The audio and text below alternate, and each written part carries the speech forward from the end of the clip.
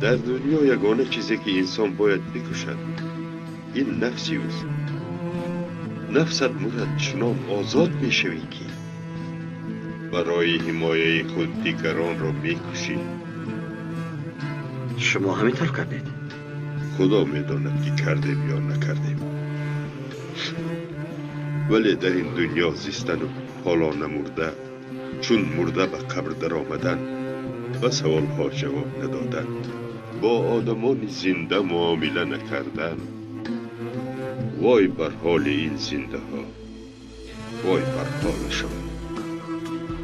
یعنی پیش از اجل مردن لازم میگویید؟